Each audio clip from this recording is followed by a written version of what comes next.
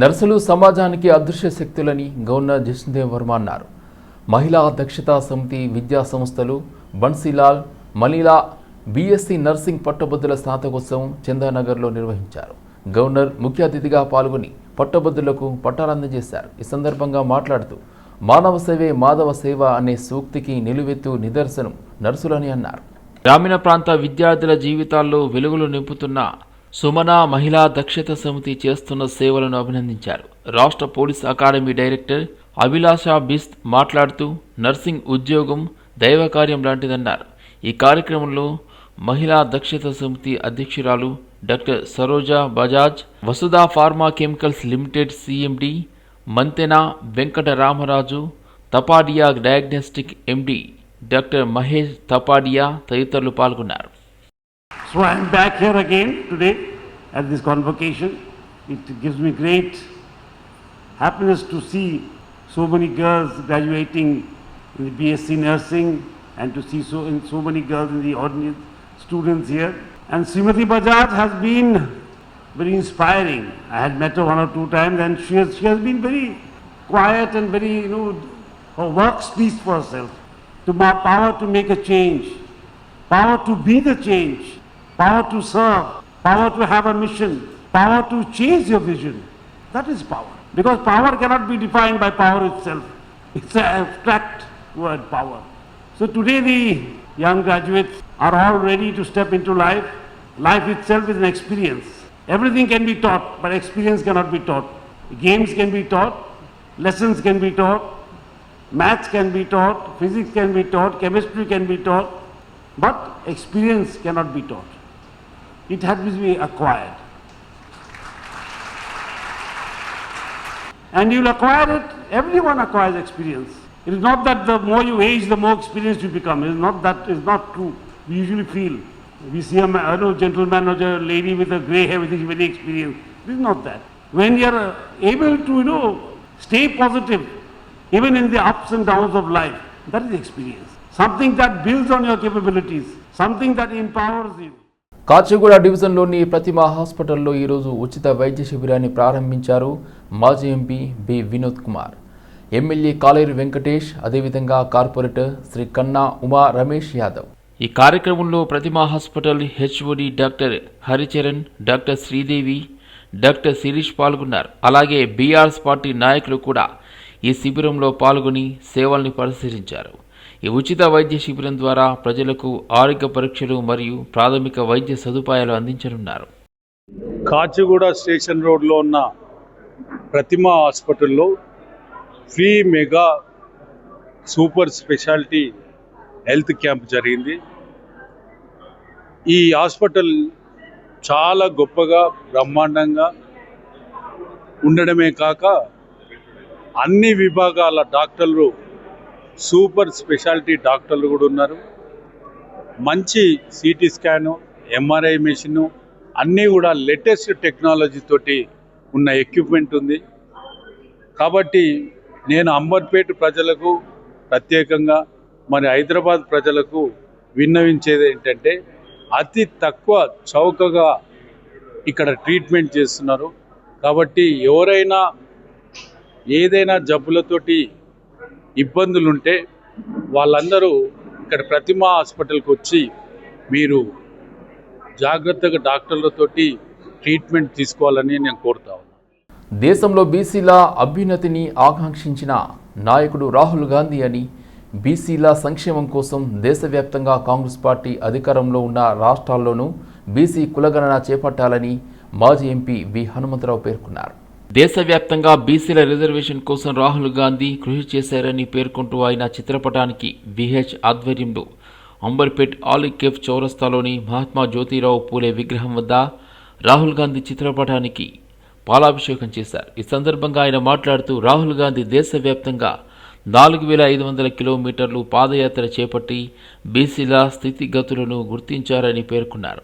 18వ శతాబ్దంలో బీసీల కోసం మహాత్మా జ్యోతిరావు పూలే పనిచేస్తే 21వ శతాబ్దంలో బీసీల కోసం రాహుల్ గాంధీ పనిచేస్తున్నారని, అందుకోసం అందరూ రాహుల్ గాంధీని అభినవ పూలేగా కీర్తించాలని ఆయన పేర్కొన్నారు. బీసీల సంక్షేమం కోసం కృషి చేస్తున్న రాహుల్ గాంధీ చిత్రపటానికి 21 బిందెలతో పాలాభిషేకం చేసినట్లు ఆయన తెలిపారు.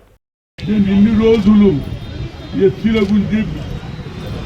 గురించి ఆలోచన చేసినా కానీ నేను బీసీలు ఇంకా కింది స్థాయిలో వారికి చాలా అన్యాయం జరుగుతుంది అని ఆలోచన చేసి ఏమన్నాడు, we come to the power will conduct caste wise census అన్నాడు. అంతటితో ఆగలే, జితిన ఇచ్చేదారి ఉత్తి భాగీదారి కూడా అన్నాడు. ఎక్స్రే అన్నాడు. మొన్న కాల్కటాలో స్టేడియం అయిన స్పీచ్ ఇన్న తర్వాత యావత్ భారతదేశంలో ప్రతి పౌరుడు ప్రతి స్త్రీ ఇవాళ 18th సెంచరీలో మహాత్మా జ్యోతిరావు పూలే చదువుకుంటేనే భవిష్యత్తు అని చెప్పి భార్య అయినటువంటి సావిత్రి పూలేతో కూడా చదువు నేర్పించుంటూ స్కూల్ పెట్టిండు. అదే ఆలోచన ఇవాళ రాహుల్ గాంధీ గారు తప్పనిసరిగా నేను బీసీలకు న్యాయం అన్నాడు. ఎప్పుడైతే భారత్ జోడో యాత్రలో ఏదైతే అన్నాడో దానికి అనుగుణంగా రేవంత్ రెడ్డి, అదేవిధంగా పొన్నం ప్రభాకర్, మహేష్ కుమార్ గౌడ్ అందరం కలిసి అసెంబ్లీలో బిల్లు పెట్టాడు. తక్కువ ధరల్లోనే జెనరిక్ మందులు అందుతున్నాయని, అందుకే వాటికి తాను బ్రాండ్ అంబాసిడర్గా ఉన్నానని ప్రముఖ సినీ హీరో సుమన్ పేర్కొన్నారు. యూసఫ్గూడ ప్రధాన రహదారిలో నూతనంగా ఏర్పాటు చేసిన జెనరిక్ రెమెడీస్ స్టోర్ను ఆయన ప్రారంభించారు. అనంతరం మాట్లాడుతూ ప్రధాని నరేంద్ర మోదీ సూచనలతో ఇతర కంపెనీలు ఇచ్చే డిస్కౌంట్ కంటే భారీ ఎత్తున జెనరిక్ మందులు తగ్గింపు ధరలకు అందుబాటులో ఉన్నాయన్నారు. అలాగే సామాన్యులకు అందుబాటులో ఉండేలా వారికి అనువైన ధరలకే దొరకడం శుభసూచకమని సీనియర్ నటుడు సుమన్ తెలిపారు. కాగా సినీ టీవీ టెక్నీషియన్స్కు అధిక రాయితీ ఇవ్వనున్నామని తెలిపారు. ఈ కార్యక్రమంలో BC commission first chairman BS Ramulu తదితరులు పాల్గొన్నారు. జెన్విస్ రెమెడీస్ అని 7 years ఓల్డ్ కంపెనీ. అది ఆల్రెడీ 2000 ఫ్రాంచైజీస్తోని రెస్ట్ ఆఫ్ ఇండియాలో ఆపరేట్ అవుతుంది. సో జెన్విస్ రెమెడీస్ ముఖ్య కారణం ఏంటిదంటే ఫ్యాక్టరీ నుండి మ్యానుఫ్యాక్చరింగ్ అయిన మెడిసిన్స్ డైరెక్ట్ రీటైలర్ వాళ్ళకు అందించడం జరుగుతుంది ఫ్రాంచైజీ అవుట్లెట్స్ ద్వారా. ఇది ఈ Shri Markandeya generic medical store ఇది అలాంటిది ఒక ఫ్రాంచైజీ. సో ఈ ఫ్రాంచైజీ ఫస్ట్ షాప్ తెలంగాణలో ఓపెన్ అవ్వడం వల్ల ఇక ముందు ఎవరైనా నిరుద్యోగులు జాబ్ పరంగా చూసే వాళ్ళకందరికీ ఇది తక్కువ ఇన్వెస్ట్మెంట్తో వాళ్ళు కూడా ఫ్రాంచైజీ పెట్టుకోవడానికి ఇందులో 7 years అనుభవం ఉన్న జెన్విస్ రెమెడీస్ మెడిసిన్స్. అందులో ముఖ్యంగా ఏంటంటే ఇక్కడ అంటే రమేష్ గారు తెలుసు, అప్పుడు మహేష్ గారు నాకు తెలియదు, తర్వాత తెలుసుకున్నాను. అయితే ముఖ్యంగా దీంట్లో ఏంటంటే మన ప్రధానమంత్రి గారు మోడీ గారు ఆయన ఆశీర్వాదం ఉంది దీంట్లో. ఆయన ఇది చూసిన తర్వాత చెప్పండి రమేష్ ఏం చేయాలి అంటే మీరు ఇట్లా ఓపెనింగ్కి రావాలి, మీరు ఎంత తీసుకుంటారు, మీకు ఏం కావాలన్నారు. అసలు మీరు మొత్తం చెప్పండి, ముందు నాకు మ్యాటర్ చెప్పండి అన్న. ఇట్లా 30% తగ్గిస్తామండి మెడిసిన్స్ మీద. చాలా వరకు మెడిసిన్స్ ఉన్నాయి, కొన్ని మెడిసిన్స్ అయితే లేవు. కానీ ఒక మంచి దృక్పథంతో వాళ్ళు చేయాలనుకుంటున్నారు వాళ్ళు అన్నప్పుడు నేను చెప్పాను నేను వస్తాను, కానీ నాకు ఒక కండిషన్, మీరు అది ఒప్పుకుంటే నేను వస్తానని చెప్పాను. ఎందుకంటే ఇప్పటివరకు నేను ఎక్కడ యాడ్ ఇవ్వలేదు, మెడిసిన్స్కి నేను యాడ్ ఇవ్వలేదు. మెడికల్ షాప్ వెళ్ళాను, మిత్రులు అడుగుతారు అది ఓకే, మెడికల్కి నేను యాడ్ ఇవ్వలేదు. ఇప్పుడు ఇది యాడ్. నేను చెప్పేది ఏంటంటే దిస్ ఇస్ అన్ అడ్వర్టైజ్మెంట్. ఎందుకంటే ఇక్కడ అన్ని విషయాలు ఇక్కడ కలిసి ఉన్నాయి. ఇక్కడ మహేష్ గారు వచ్చి మహేష్ గారు నాకు డబ్బులు వద్దు, అంబాసిడర్ ఉండమంటారే, నేను ఉంటాను, కానీ ఓ కండిషన్ ఉంది, రమేష్కి ఇప్పుడే చెప్పాను. కాంగ్రెస్ పార్టీ మాజీ ఎమ్మెల్యే కూనా శ్రీశైలం గౌడ్ తమ్ముడు ఇబ్బందులకు తాళలేక యువకుడు మృతి చెందాడని కుటుంబ సభ్యులు ఆరోపించారు. కుత్బుల్లాపూర్ ఎమ్మెల్యే తమ్ముడు శ్రీనివాస్ గౌడ్ దగ్గర 8 సంవత్సరాలుగా పనిచేస్తున్నాడు. గతంలో కుత్బుల్లాపూర్ కాంగ్రెస్ పార్టీ నుండి ఎంపీపీగా పనిచేసిన శ్రీనివాస్ గౌడ్కు చెందిన సమ్మక్క సారక్క కాంక్రీట్ వర్క్లో పనిచేస్తున్నాడు కుమార్ యాదవ్. అప్పులకు భయపడేటోడు కాదు అసలు. ఈయనకు ఉంది ఆస్తి లేదని కాదు, వాళ్ళు నలుగురు కలిసి ఏదో ఒక కంపెనీలో ఫ్రాడ్ జరిగేదని చెప్పేసి వీడి మీద ఎత్తేసి మొత్తం ఎత్తేయడం. అంటే ఎట్లా జరిగిందంటే వీడు 3 రోజుల క్రితం తిరుపతి పోయిండు. దానికి ముందు ఫోన్ గుంజుకుర్రు, స్టేట్మెంట్లు అవన్నీ అడిగిర్రు.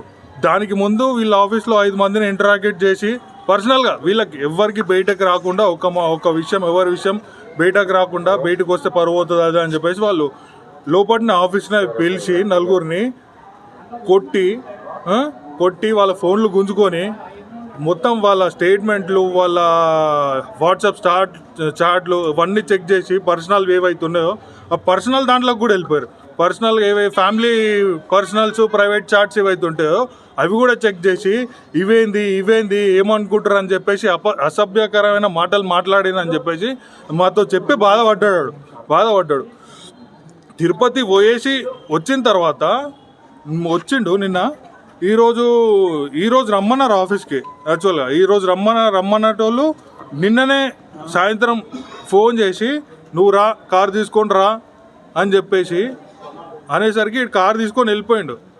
ఏమున్నా ఎందుకు రా, ఆగ్రా వస్తాం కదా అని అంటే, లేదు పిలుస్తారు కదా సారోళ్ళే కదా మాట్లాడతా ఏముంది అని చెప్పేసి పోయిన తర్వాత వాడు కారు గుంజుకొని వాడి మీద చేతులేసి వాడిని కొట్టి లోపల ఆల్రెడీ 4-5 కొట్టిరు. వీడిని కూడా కొట్టిరు లోపల. కొట్టిన తర్వాత మళ్ళా ఫోన్ చేస్తారా అని చెప్పేసి అన్నాడు. ఫోన్ చేయలే. రాత్రి 11:30కు ఫోన్ చేసేసరికి వాడు అరే వచ్చి ఇక్కడ ఉన్నారా అని చెప్పేసి అనేసరికి ఏడున్నో చెప్పని పోయి మాట్లాడితే ఇట్లా కొట్టిరు, ఇట్లా గుంజుకుర్రు, నా ప్రైవేట్ చాట్లు మా భార్యాభర్తలు ఏవైతున్నాయో అవి కూడా చెక్ చేసి మొత్తము నన్ను వీళ్ళేమవుతారు ఇదేంది ఇట్లా కూడా ఉన్నాయని అని చెప్పేసి మొత్తం వాడిని మెంటల్గా ఫిజికల్గా మొత్తం హెరాస్ చేసిరా. ఖైరతాబాద్ రవాణా శాఖ ప్రధాన కార్యాలయం ముందు బిఎంఎస్ ఆటో యూనియన్ ఆందోళన చేపట్టింది. ఆటో పర్మిట్లను దుడ్డిదారున అమ్ముకుంటున్నారని అంటూ ఆగ్రహం వ్యక్తం చేశారు. కొత్త ఆటోలకు అనుమతి ఇచ్చిన ప్రభుత్వం వాటి అమ్మకాల్లో అవినీతిని అరికట్టడం లేదని ఆందోళన వ్యక్తం చేశారు. ఆటో డ్రైవర్లు రావాల్సిన పథకాలు అందిస్తలేదు. సంవత్సరానికి 12,000 అన్నాడు, 12,000 ఇస్తలేదు. ఇల్లు అన్నారు, ఇల్లు ఇస్తలేదు. ఏది ఎక్కడో ఫస్ట్ ఆటోల కదా లైసెన్స్ ఉంది, పర్మిట్ ఓపెన్ చేసి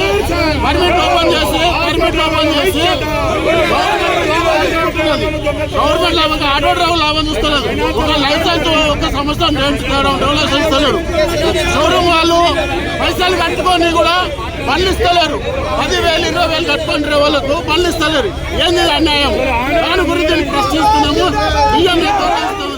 భారతీయ ప్రైవేట్ ట్రాన్స్పోర్ట్ ఆధ్వర్యంలో ఈ రోజు మహానగరంలో కమిషనర్ ఆఫీస్ ముందు డ్రైవర్లకు జరుగుతున్న అన్యాయాన్ని, డ్రైవర్లను దోసుకుంటే విధానాన్ని ఎండగట్టడానికే ప్రభుత్వం ఏదైతే వారి మీద చర్యలు తీసుకోవాలనే ఉద్దేశంతో ఈ రోజు తెలంగాణ ఆటో కమిషన్ ముందు ధర్నా కార్యక్రమాన్ని ఏర్పాటు చేయడం జరిగింది.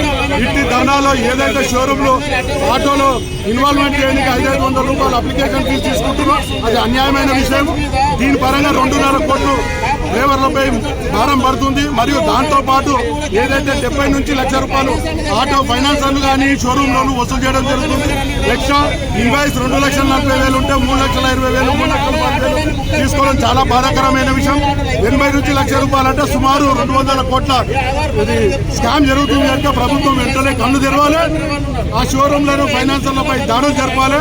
పేద డ్రైవర్లకు న్యాయం చేయాలి. ఈ డ్రైవర్లకు న్యాయం జరిగే వరకు భారతీయ మజ్దూర్ తరఫున మేము ఈ పోరాటం ఆపని చెప్పి ప్రభుత్వాన్ని హెచ్చరిస్తున్నాం, ప్రభుత్వాన్ని డిమాండ్ చేస్తున్నాం. షోరూమ్ వాళ్ళపై చర్యలు తీసుకోవాలని చెప్పి మేము డిమాండ్. ఎల్బీ నగర్, సాహెబ్ నగర్లో ఎండోమెంట్ మరియు పోలీస్ అధికారులు అత్యుత్సాహం ప్రదర్శించారు.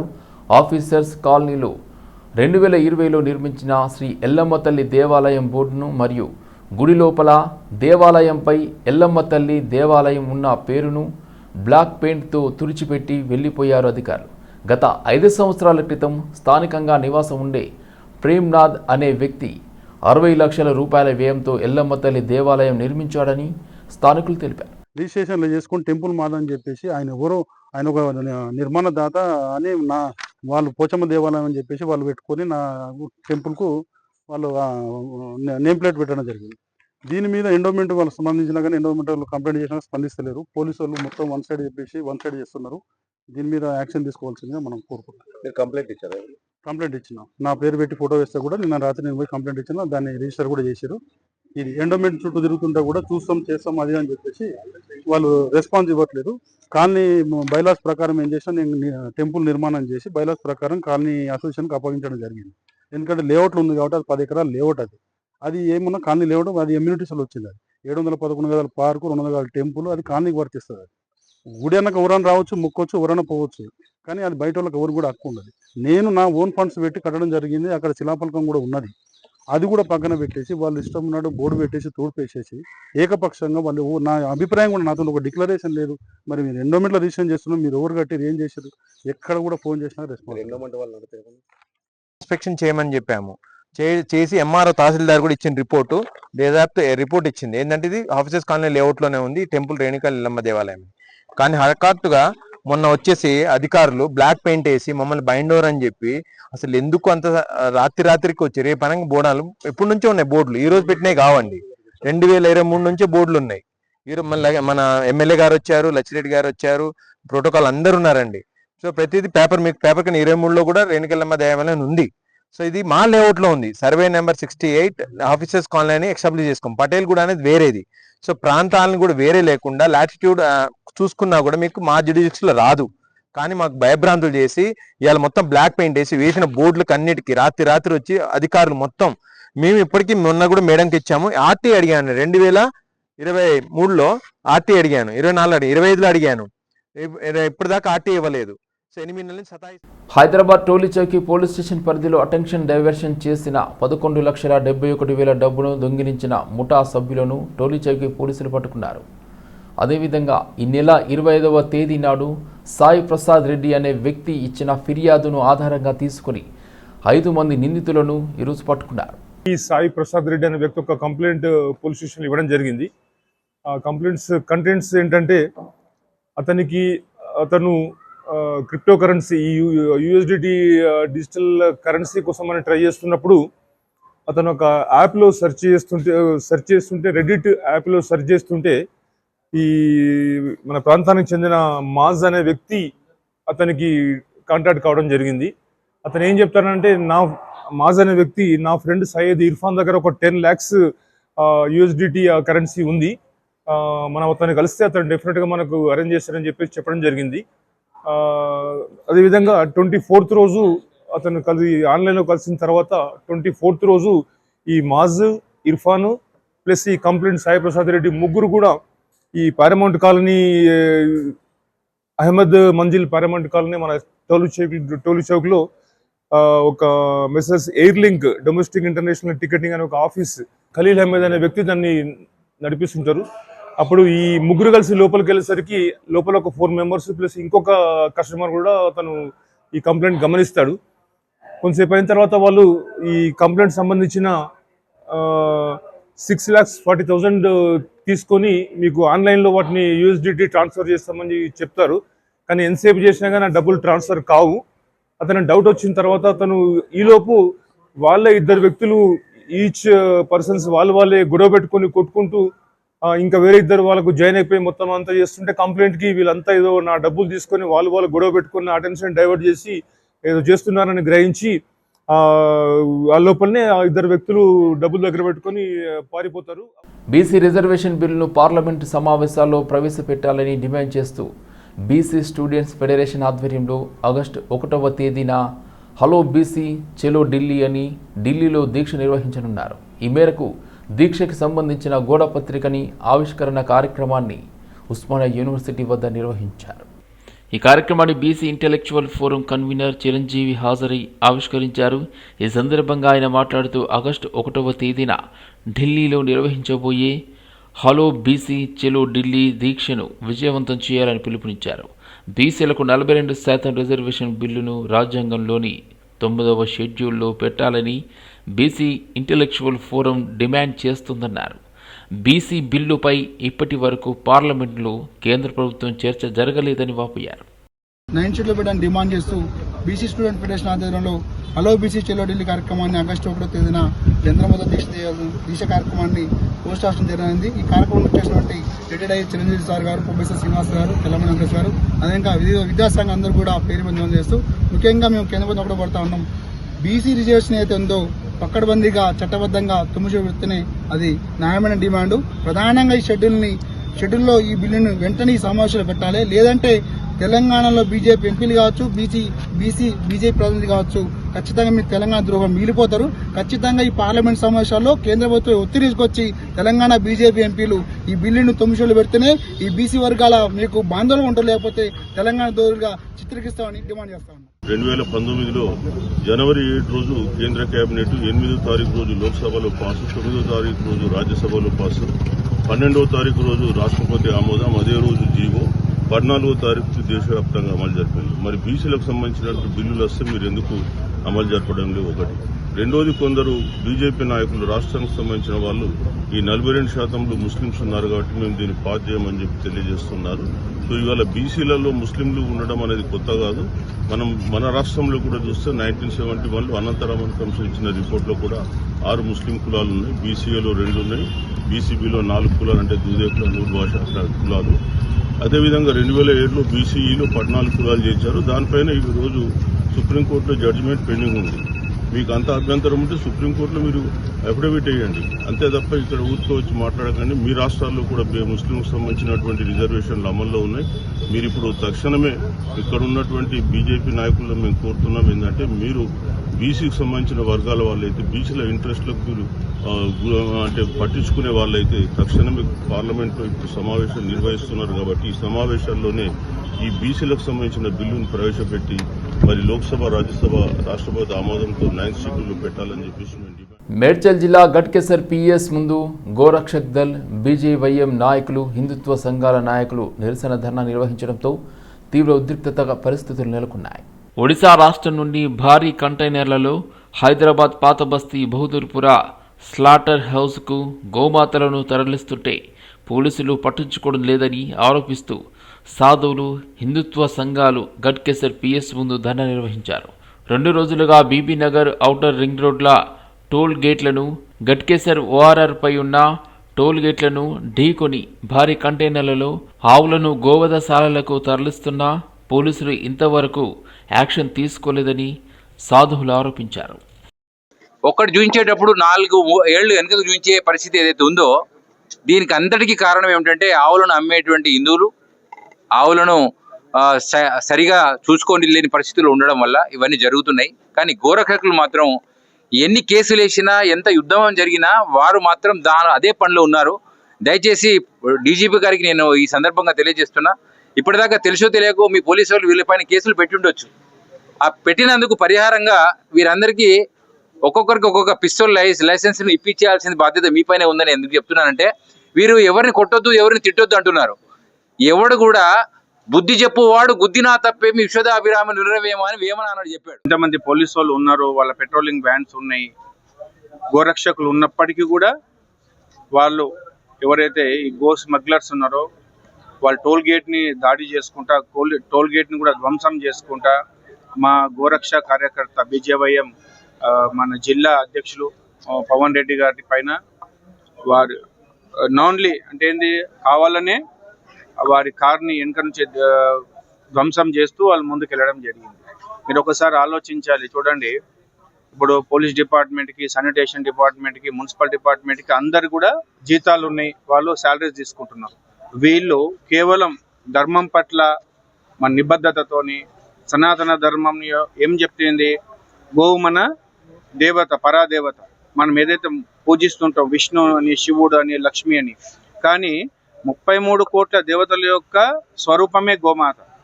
మనం నడిచే దేవతను వదిలేసి మనము ఎన్నడూ కనిపించని దేవతను మనం ఆరాధిస్తున్నాం. నాగోల్లో విషాదం చోటు చేసుకుంది.